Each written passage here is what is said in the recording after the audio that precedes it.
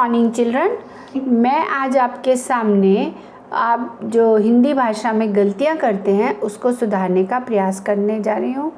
मैंने अक्सर देखा है कि बच्चे हिंदी में मात्राओं की बहुत सी गलतियां करते हैं जिसकी वजह से शब्दों के अर्थ ही बदल जाते हैं। इसलिए मैंने सोचा कि बच्चों को अपनी मातृभाषा का ज्ञान सही तरीके से होना चाहिए। इसके लिए मैंने यह वीडियो बनाया है। मुझे उम्मीद है बच्चे अगर इस वीडियो को देखेंगे अवश्य ही वे गलतियां जो करते हैं नहीं करेंगे।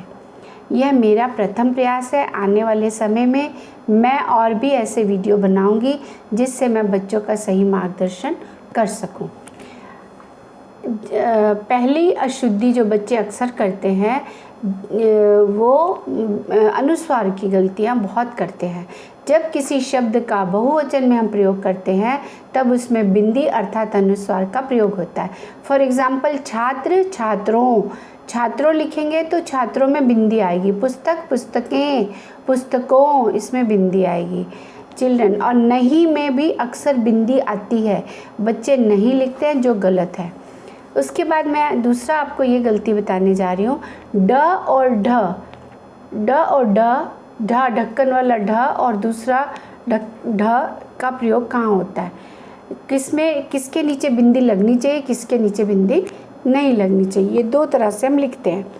जब यह शब्द पहला शब्द बनकर लिखा जाता है तो उसके नीचे बिंदी नहीं लगती है, पर जब यही वही ड और ढ दूसरे स्थान पे लगे या तीसरे स्थान पे लगे तब उसके पैर के नीचे बिंदी लगती है। यह हमें समझना होगा।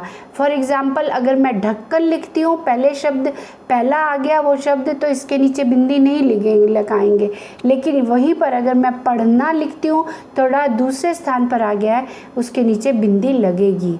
इसी तरह जब मैं डमरू लिखती हूँ उसके नीचे बिंदी ड के पीछे नहीं लगेगी, लेकिन वहीं पर जब मैं घड़ा लिखती हूँ, बड़ा लिखती हूँ, थोड़ा दूसरे स्थान पर आ गया तो उसके नीचे बिंदी हम लगाएंगे ही, नहीं तो वो शब्द गलत हो जाएगा।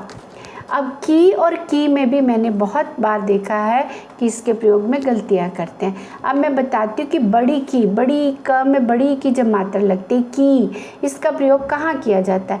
इसका प्रयोग जब किसी संज्ञा या सर्वनाम या किसी से संबंध बताया जाए उस वहाँ पर ये की का प्रयोग किया जाता है। की के बाद स्त्रीलिंग शब्द का अक्सर प्रयोग किया जाता है, जैसे राम की किताब, बच्चों की कहानी। आप देख रहे हैं संज्ञा के साथ ही में ये की लगा है। रोगी की हालत और रिलेशन भी बता रहे हैं, तो जनता की आवाज़ आदि, इसमें बड़ी की का प्रयोग किया जाता है। और अगर हम इसको जैसे कि चीनी की मिठाई तो इसकी गुणवत्ता या विशेषता बता रहे तब भी यही की का इस्तेमाल करेंगे। कपड़े की चमक, लकड़ी की मोटाई, हरी की गाय, अर्थात यहाँ पर हम इनकी विशेषताएं बता रहे हैं। चीनी की, कपड़े की, तो इसमें भी बड़ी की लगेगी। अब हम आते हैं छोटी की, जिसमें छोटी ई की मात्रा लगती है। छोटी ई की मात्रा का प्रयोग हम अक्सर कंजक्ट में की तरह इस्तेमाल करते हैं, अर्थात जब हम दो वाक्यों को या वाक्यांशों को जोड़ते हैं तब अंग्रेजी में जो काम दैट करता है हिंदी में वही काम छोटी की करती है। जब भी वाक्य बनाते समय कोई प्रश्न आता है तब वहाँ छोटी की का इस्तेमाल करते हैं। की का प्रयोग दो वाक्यों को आपस में जोड़ने के काम में आता है, जैसे कविता ने स्पष्ट कह दिया कि मैं आज कॉलेज नहीं जाऊंगी, अर्थात इस दो वाक्यों को हमने की से जोड़ दिया है। अब हम आते हैं नेक्स्ट, हम देखते हैं कि है और है में क्या अंतर है। अक्सर मैंने देखा है बच्चे हैं का प्रयोग बहुत कम करते हैं, है लिख के छोड़ देते हैं, परंतु इससे वाक्य रचना गलत हो जाती है जो है एक वचन में प्रयोग किया जाता है, जैसे वह खाता है, वह जाता है, वह नृत्य करती है, वह सुंदर है, वह गोरी है, एक वचन है इसलिए है आएगा। लेकिन जहाँ पर बहुवचन आ जाता है या किसी को हम रिस्पेक्ट देते हुए वर्ड लिख रहे हैं तो वहाँ पर आदर सूचक में भी ये हैं शब्द आता है, जिसमें है के हा के ऊपर दो मात्रें प्लस बिंदी भी लगती है, नहीं तो वाक्य रचना गलत हो जाती है।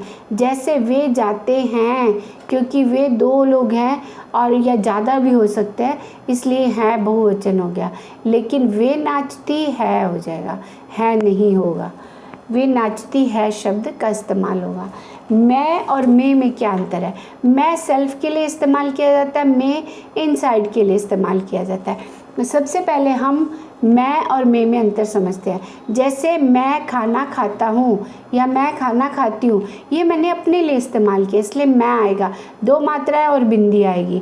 वह बस में जाता है, में मतलब इनसाइड जा रहा है, बस के अंदर जा रहा है, तो इसलिए में शब्द आएगा, 1 मात्रा और बिंदी।